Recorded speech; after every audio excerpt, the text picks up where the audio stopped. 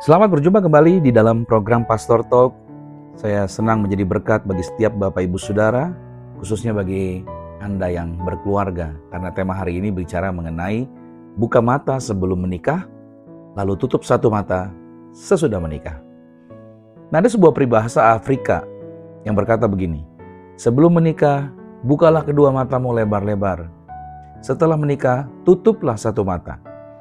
Kalimat ini tampaknya sederhana, tetapi kalimat ini jujur penuh dengan hikmat. Apa yang dapat kita pelajari dari kalimat ini? Yang pertama begini, bukalah mata sebelum menikah. Bagi Anda yang akan menikah, bukalah mata sebelum Anda menikah. Artinya sebelum menikah kita dipanggil untuk melihat dulu dengan jelas. Bukan melihat dengan emosi, tetapi dengan hikmat. Bukan melihat dengan perasaan sesaat, tetapi dengan kedewasaan. Cinta bisa membuat kita kagum, tetapi hikmat membuat kita realistis. Seringkali orang masuk pernikahan dengan pikiran seperti ini.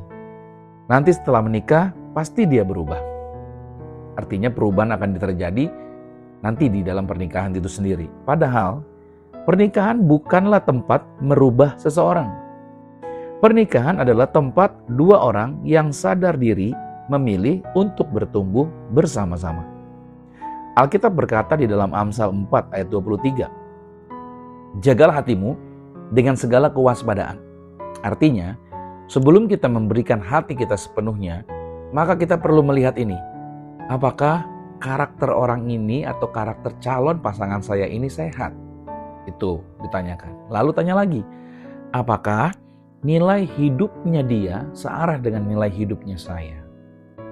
Lalu bertanya lagi, apakah ia membawa saya semakin dekat dengan Tuhan atau malahan sebaliknya? Karena pernikahan bukan hanya tentang cinta hari ini, tetapi tentang komitmen yang dilakukan seumur hidup.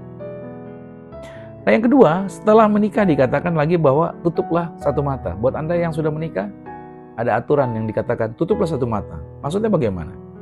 Nah, tetapi setelah komitmen dibuat, prinsipnya menjadi berubah nih. Jika sebelum menikah kita diminta melihat dengan jelas, maka setelah menikah kita diminta belajar menerima dengan kasih. Tidak ada pasangan yang sempurna, garis bawahi di sini. Tidak ada manusia tanpa kelemahan. Semakin lama bersama, maka akan semakin jelas terlihat, yaitu kebiasaan kecil yang mengganggu. Semakin lama bersama, semakin terlihat jelas, yaitu perbedaan cara berpikir. Semakin lama bersama, maka akan semakin jelas terlihat cara merespon emosi yang berbeda. Disinilah sebenarnya kasih diuji. 1 Korintus 13 ayat 5 berkata, kasih itu tidak mencari keuntungan diri sendiri. Kasih dewasa itu tidak memperbesar kekurangan kecil. Kasih dewasa tidak menghitung kesalahan kecil setiap hari. Kasih dewasa memilih menutup satu mata untuk hal-hal yang tidak prinsip. Menutup satu mata bukan berarti kita menutup mata terhadap dosa atau kekerasan yang pasangan kita lakukan.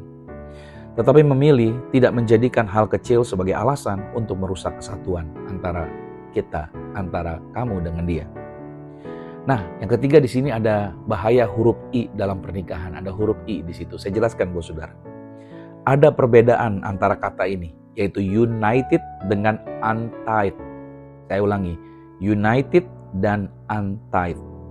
United itu bersatu, untied terlepas atau berpisah.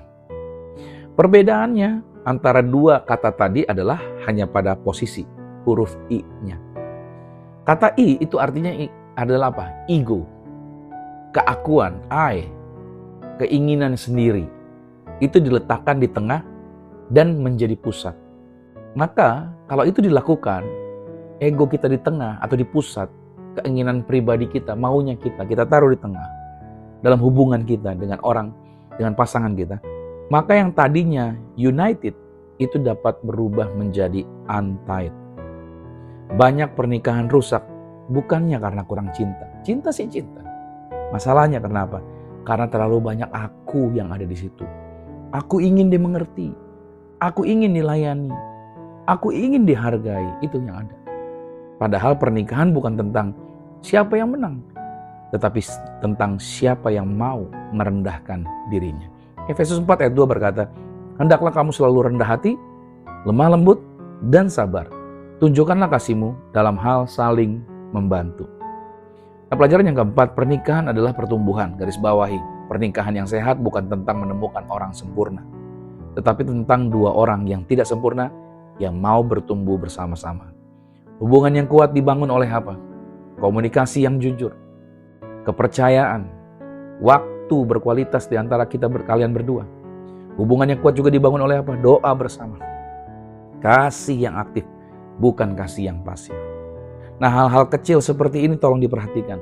Pelukan, kata-kata lembut, pesan perhatian, makan bersama, itu bukan hal remeh-temeh sebenarnya, tetapi itu adalah fondasi. Ini menjadi bagian yang akan menguatkan perjalanan pasangan suami istri dan memberikan kekuatan bagi rumah tangga orang percaya. Nah, hari ini saya ingin bertanya begini, apakah hubungan ini atau hubungan yang saudara dan saya atau hubungan yang kita jalani dalam keluarga masing-masing ini membawa kita lebih dekat kepada Tuhan? Coba dicek dulu hubungan yang dibangun itu bawa lebih dekat sama Tuhan. Apakah Anda mencintai pasangan Anda apa adanya? Coba cek di situ.